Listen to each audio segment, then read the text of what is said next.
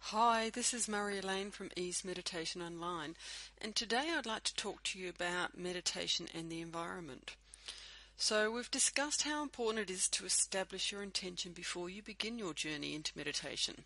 And if you haven't already done so, I suggest that you listen to the blog on intention first, as this is going to create a great path for the rest of your meditation experience. And I've also recorded a podcast with regards to the importance of breathing, and hopefully by now that you've done some practice.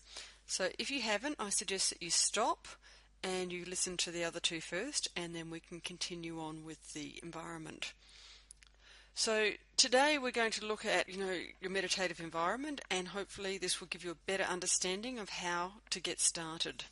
So where you choose to get started and the space you create, you'll find that this is going to have an overall impact on your result or your outcome. Creating a space or finding the place really has the same effect as creating your intention before you start meditation.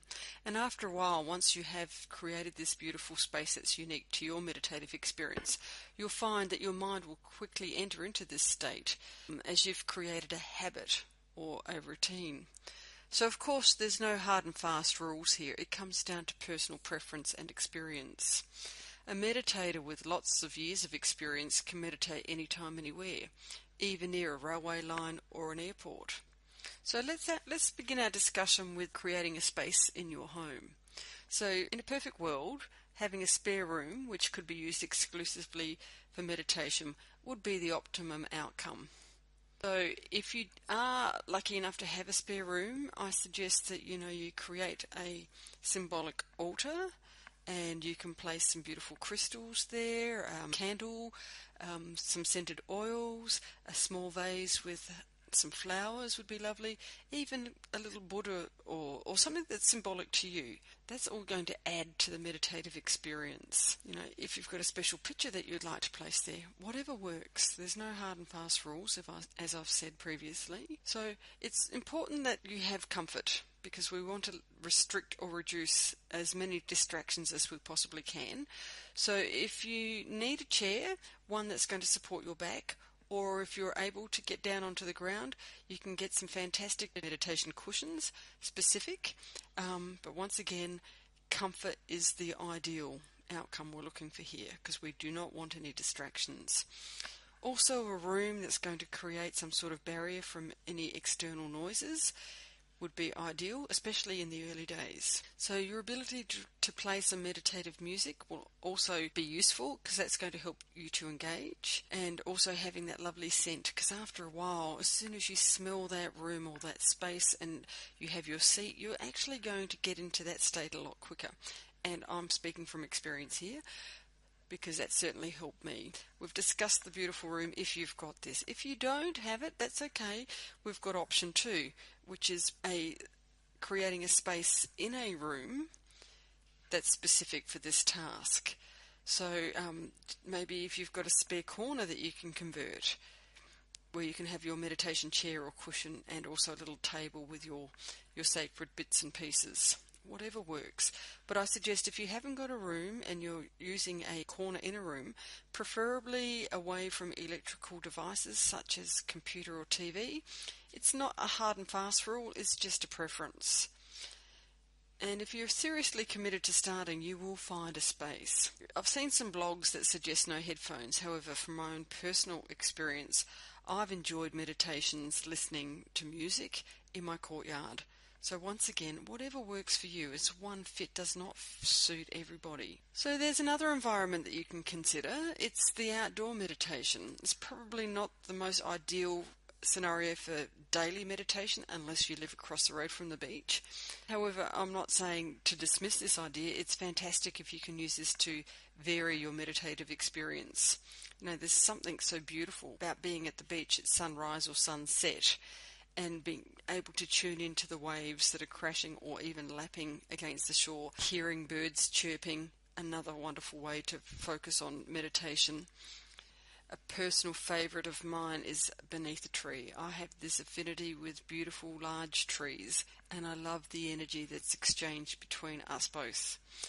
Being in a park, or if you're fortunate enough to have a large or a beautiful tree that you can sit beneath in your garden, perfect.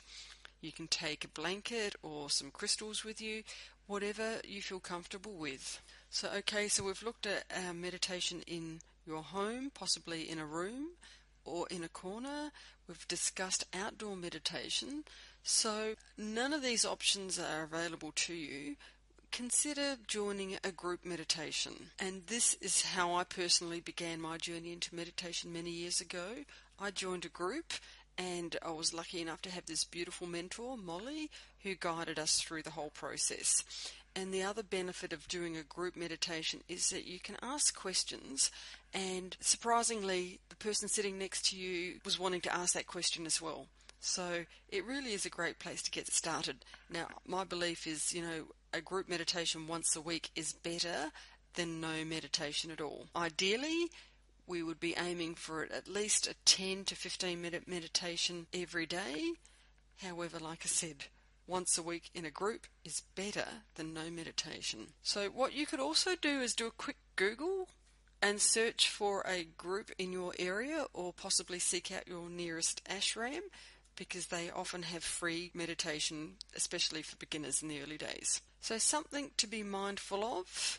I suggest that you don't have a drink or a beverage containing a lot of caffeine before you want to meditate, or any other stimulant, because this may be counterproductive. The whole purpose of meditation is to quieten your mind, and you may find that if you have a drink that's going to stimulate your thoughts, it's going to defeat the purpose. I suggest that you visit the bathroom before you start to limit any possible distractions, and also avoid meditating straight after a large meal or consuming alcohol. In a perfect world, meditating in your sacred place just after awakening in the morning is ideal. It helps set the tone for a wonderful day. However, don't be too despondent if this scenario is not quite right for you. You'll find something that works just for you. As previous words have explained, if one option doesn't work, look for option 2, then option 3, and possibly option 4. There is one for you. Just keep your heart and mind open, and it will reveal itself. So I'm Murray-Elaine. Now, if you'd like to read or learn more about meditation, please visit our website. It's www.easemeditationonline.com. It's all one word, and there's many blogs up there that can help you with your discovery of meditation. Okay, and I look forward to sharing our next podcast with you very, very soon.